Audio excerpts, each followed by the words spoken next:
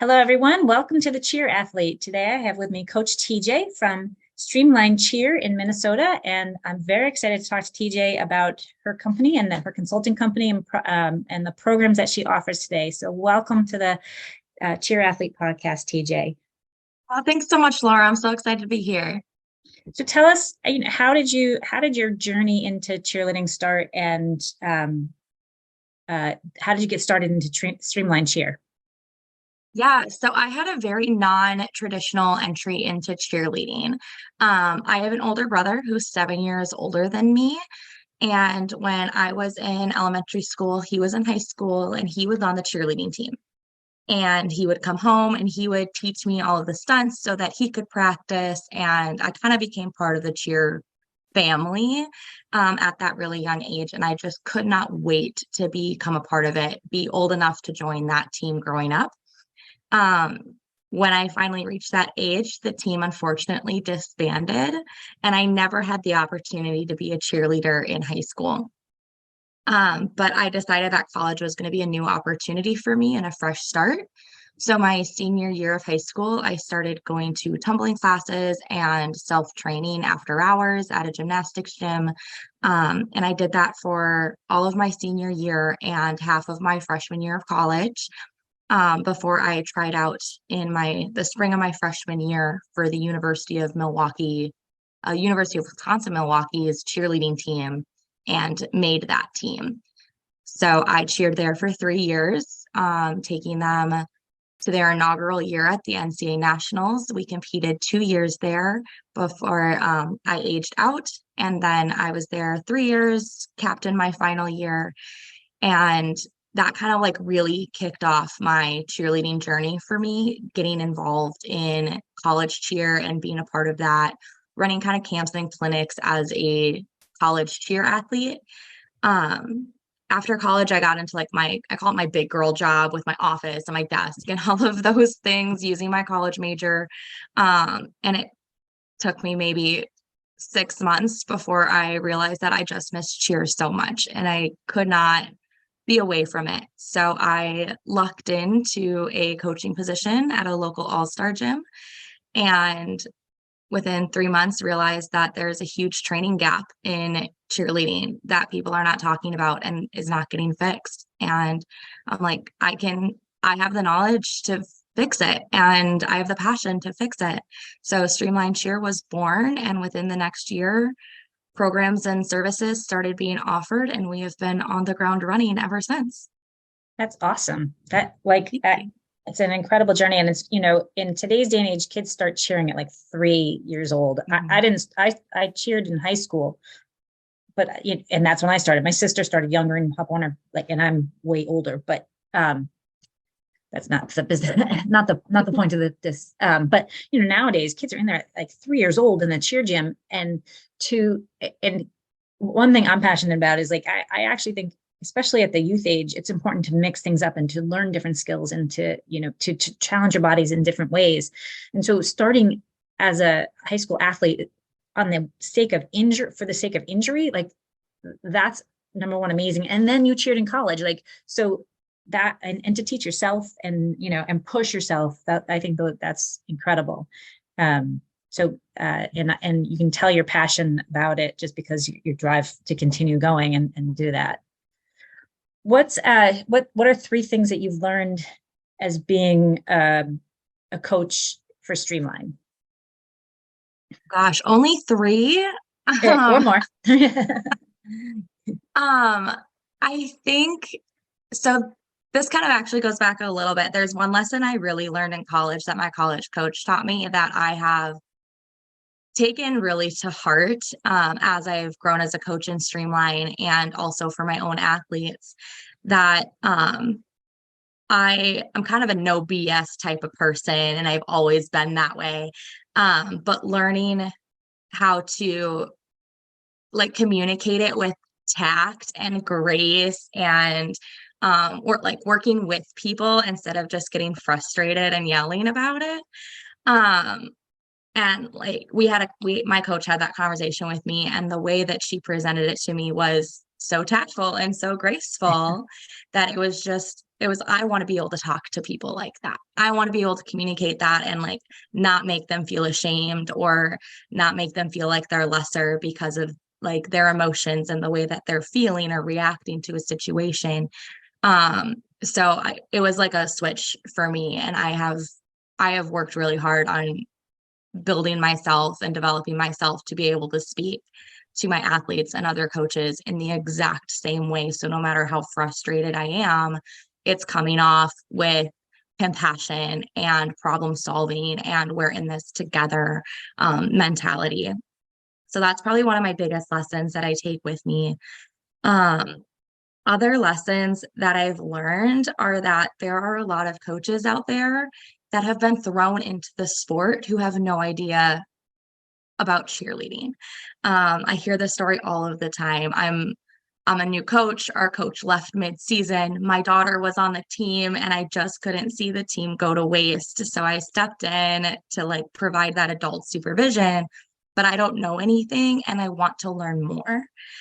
And so that's one of the big things that I try to fill as Streamline Cheer is to be able to guide those coaches and teach them the skills that they need for cheerleading so that they're not just a supervisory resource, they're also a training resource for their athletes to keep them safe, keep them moving forward, and keep them having fun throughout their time as cheerleaders. Because we all know that time is unfortunately super limited. We don't have anything much past college, and even cheering in college is pretty challenging. So those 4 years in high school are sometimes all some of us get. So making that as much of an experience as we can for those athletes. And I think the third one is just learning about, I always have fun learning about different athletes, even in the short time that I have them for camps. I maybe have them for 2 or 3 days. But I'm also contracted with a program where I am coaching full-time with 3 different teams over there. So you get to learn your athletes and how they work and how to communicate with them in a way that resonates with each of them. So I have some that they function really well with some tough love. And if you're straight and direct and to the point, they get it. And I have other ones that need like, you need to get down to their level and you need to like talk slow, very like small corrections at a time, like one thing at a time, so that they feel comfortable with focusing on that specific thing. And I have others that it can't come from me. I have to talk to one of the leaders on the team, one of the captains, and be like, all right, you need to talk to this athlete because this is what needs to happen. And they're not going to hear it from me, but they'll hear it from you. So just kind of like learning all those little intricacies of the athlete's brains and how they work and problem solving so that I can work best with them so that they're learning and they're having fun without them having to come to me. You know, I think you touched on communication from 2 different aspects, and I think that's a huge piece.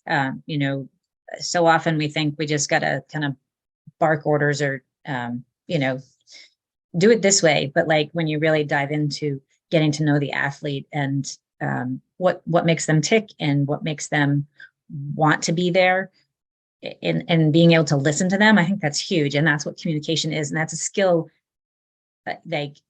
it's a great skill that you can teach for life too, you know, beyond cheer. Like, and I think that's, you know, I think as a whole, we can see that, we can learn that.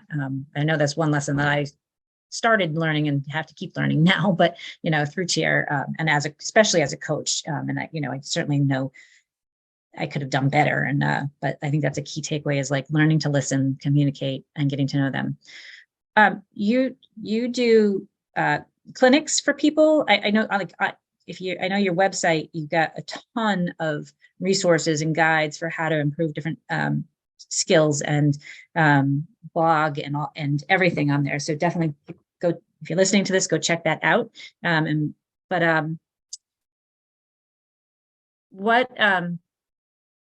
So you do coach, you do skills clinics, and it sounds like for coaches as well as for the athletes.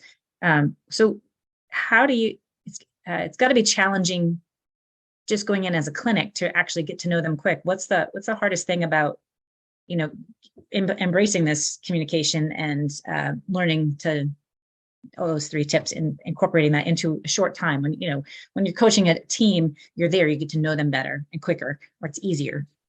Not easier necessarily, but it's, you have time to do it. So how do you manage that and the quickness of it and getting to know your team, the people you're consulting with? Yeah, a lot of it is the like the pre-communication with the coach. So a lot of my in-person services are fully customizable to the team.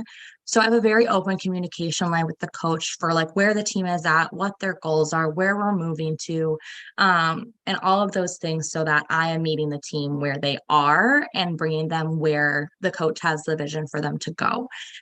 So a lot of that happens kind of before I get there. But then when I do get there, we start out with some like team bonding, like warm-up game type thing, so that they're having fun and we have this like fun interaction right away. Like they're meeting this new person, this coach that's gonna come in and tell them all of these new things.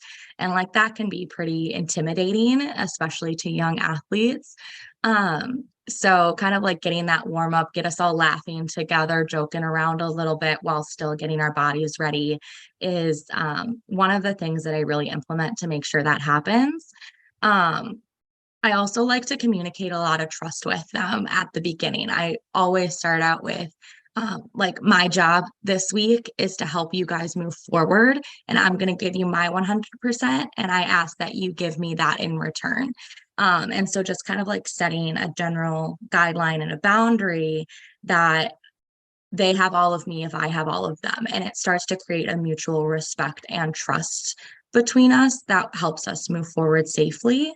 And then it's just, and I have like name tags and I try to use their names as much as possible. Like I really struggle with names, so I try to implement that so everybody feels special and paid attention to, and that nobody is being left out.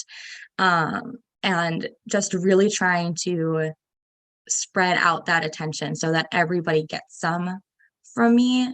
So that way I'm able to communicate with them. I'm getting to learn them. They're getting to learn me, and just keeping that contact moving back and forth throughout, especially the early sessions, but throughout the entire camp and clinic helps us really create that communication barrier for each other. That's awesome. So do you work more with youth, like under middle school age? Do you work the gamut, like youth age through college, or like do you have a specific age range that you work with, or it just depends? It really just depends. I don't have a specific age range. The vast majority of my clients at this point in time are high school age, so JV and varsity cheerleaders through their schools. The school program is who I tend to work with. But I've had some middle school teams that I've worked with as well. And I've had some like Pop Warner, some Rec, some All-Star. Those tend to be more of the youth level to this we'll do junior, sometimes senior levels, usually between levels 1 and 3.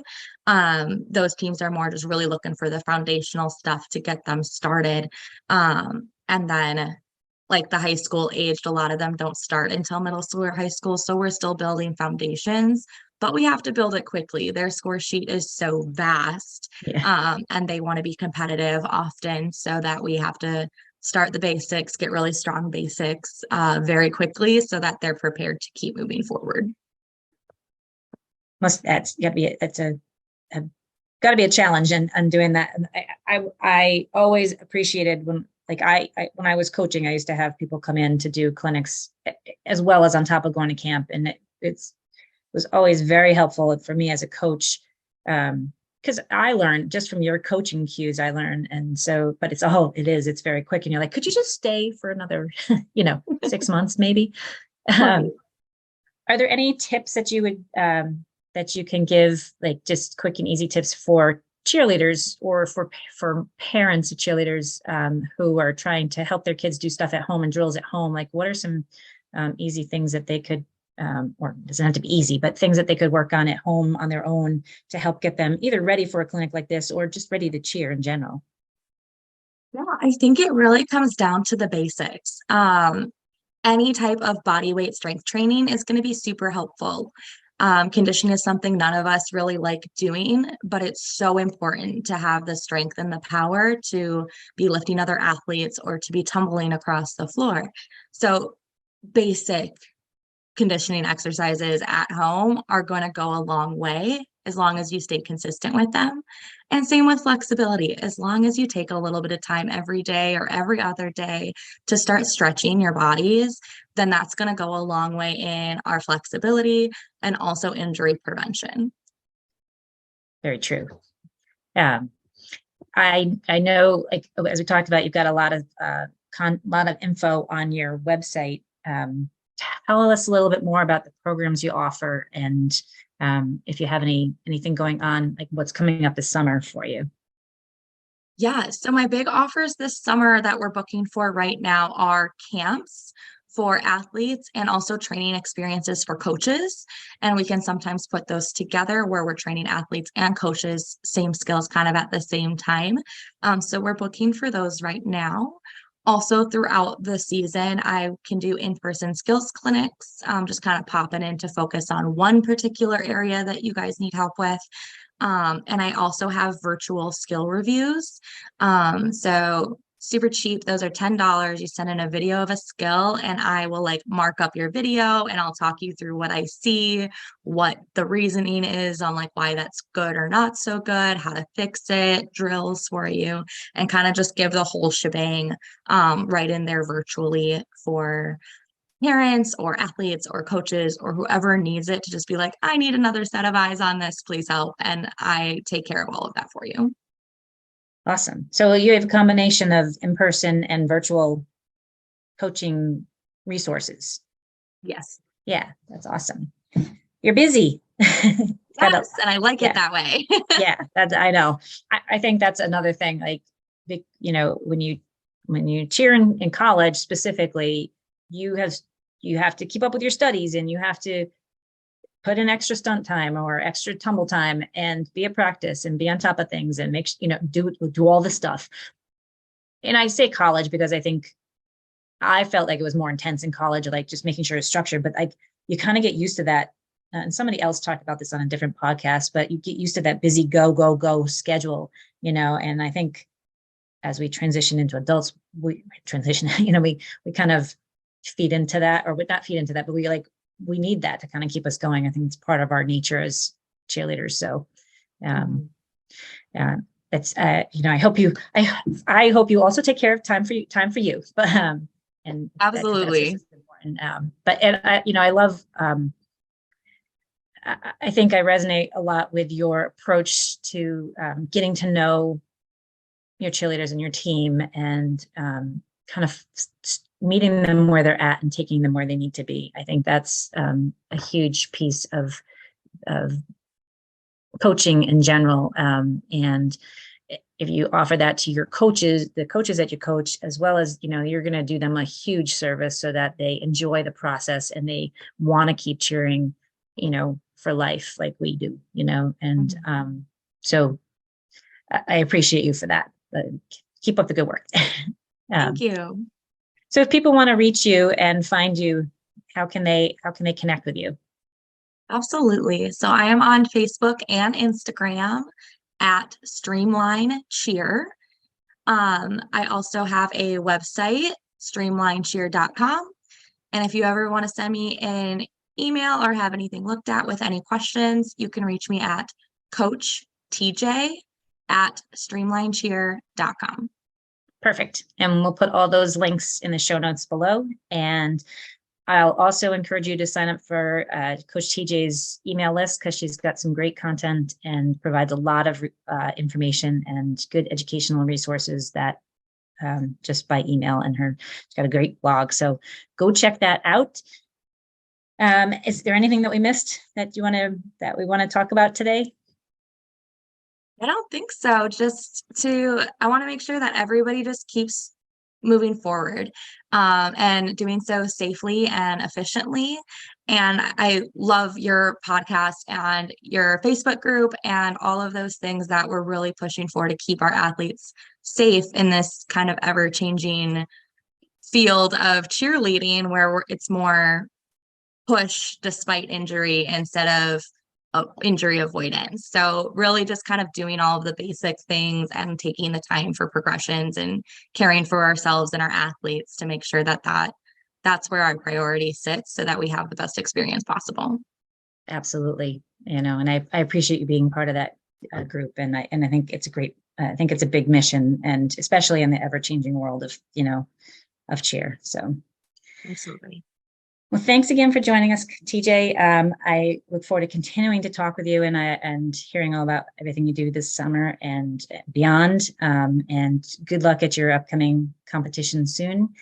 Everybody, that wraps up today's episode of The Cheer Athlete. Don't forget, when in doubt, breathe it out. Take life one step at a time. And you, as my friend Drew Kelleher said, you are responsible for your own vibes. So go make it a good day.